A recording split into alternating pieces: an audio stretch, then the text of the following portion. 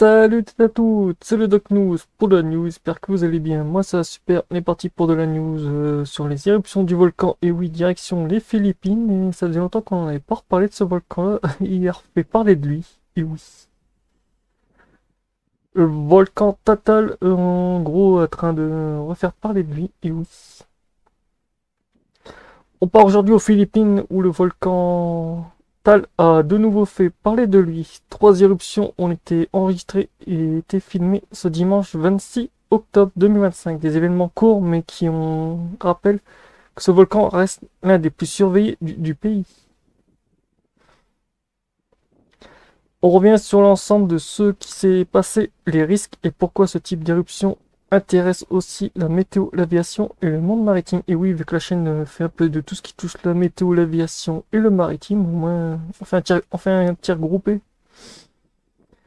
Contexte rapide du volcan. Le volcan Tal est situé à une soixantaine de kilomètres au sud de Manille, au cœur du lac Tal, dans la province de Batangas. Ce volcan est une particularité, il s'agit une île dans un lac, lui-même dans une ancienne caldeira, un véritable volcan dans un volcan. Cette configuration géologique rend le site très instable. Le contact entre l'eau et le magma provoque souvent des explosions soudaines appelées éruptions pyroplastiques ou phréatomagmatiques.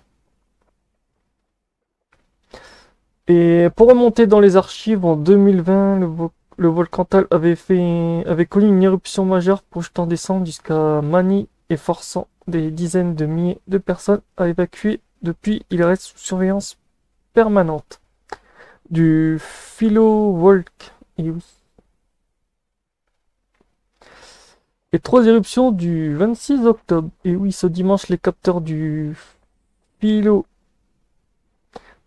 ont enregistré trois explosions successives. Une à 2h25 du matin, une éruption pyroplastique mineure, suivie de deux éruptions phréatomagmatiques à 8h13 et à 8h20. Les panaches de vapeur et de cendres se sont élevés entre 1200 et 2000 mètres d'altitude, au-dessus du cratère dérivant vers l'ouest, ouest, sud-sud-ouest. Ces événements ont été visibles à plusieurs kilomètres, filmés depuis les rives du lac par les habitants. Et vous aurez aussi la vidéo de l'éruption qui sera aussi dans l'onglet short de la chaîne, donc voilà. Selon Volcan, selon The Volco, les éruptions sont liées à l'interaction entre le magma chaud et l'eau du lac, résultat des explosions de vapeur et de gaz de particules fines sans couler de lave, mais suffisamment puissante pour secouer le système du volcan. Et oui, je vous en montrerai une vidéo aussi thermique. Malgré ces activités, le niveau d'alerte reste de niveau 1. Il reste de niveau 1 pour eux, mais sur le site de volcan que je suis, ils l'ont placé en 3 sur 5, dans le niveau risque d'éruption volcanique. L'activité est faible mais anormale. Risques et conséquences actuelles. Le niveau d'alerte 1 ne signifie pas de danger immédiat, mais il rappelle qu'une activité souterraine est bien présente. Les habitants des zones proches du lac peuvent ressentir des grondements, voire percevoir une légère odeur de soufre.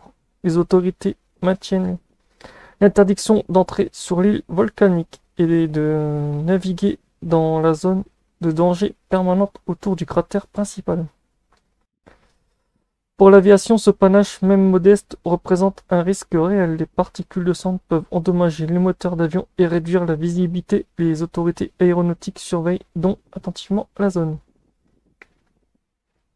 Côté météo, ces émissions de vapeur et de dioxyde de soufre SO2 peuvent temporairement altérer la qualité de l'air et influencer la formation de nuages locaux.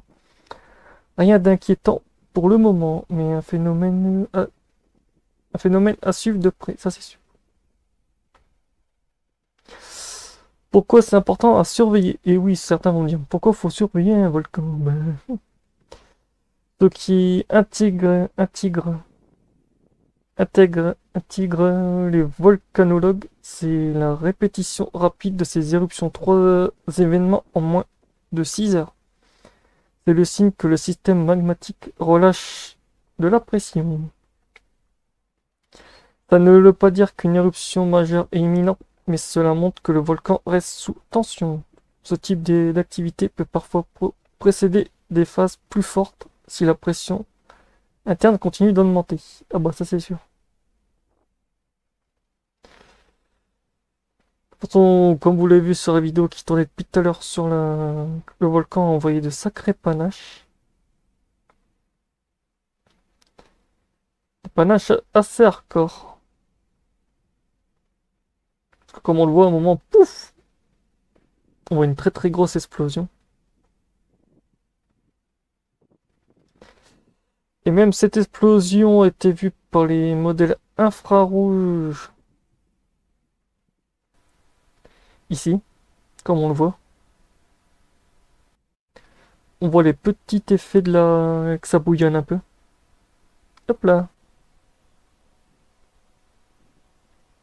On voit vraiment qu'il y a un point chaud sous le volcan. On sent vraiment qu'il y a un gros...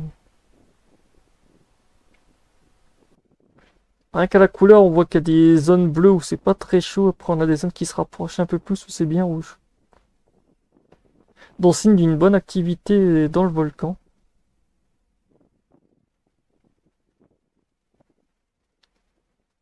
Et ouais, j'en parlais aussi que oui, ce volcan est sur le site que je suis de Volcano. Il est classé en 3 sur 5.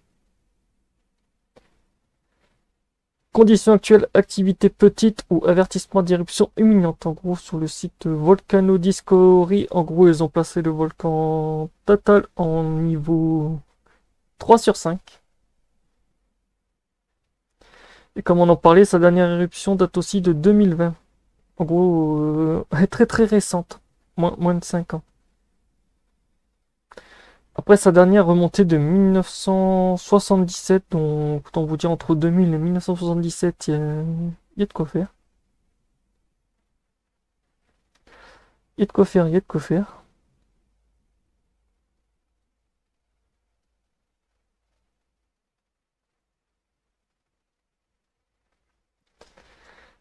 Donc voilà, c'est tout pour cette news. On va finir par la conclusion. En résumé, 3 éruptions en une matinée au volcan Tal. Toutes de faible intensité, mais très symboliques. Elle rappelle que ce volcan reste actif, imprévisible et à surveiller de près. Pour l'instant, pas d'évacuation ni d'alerte supérieure, mais le FI Volcan, en gros c'est les Philippines Volcan, continue à suivre minute par minute l'évolution de la situation. Si de nouvelles secousses ou de panaches apparaissent, on vous tiendra informé sur la chaîne. Donc voilà, merci à tous, à toutes pour votre fidélité. Pensez à liker, à vous abonner et à commenter, à activer la cloche pour ne rien manquer de l'actualité. Météo, aviation et sur l'environnement. Donc voilà, on suivra ça de près sur la chaîne. Tchuss!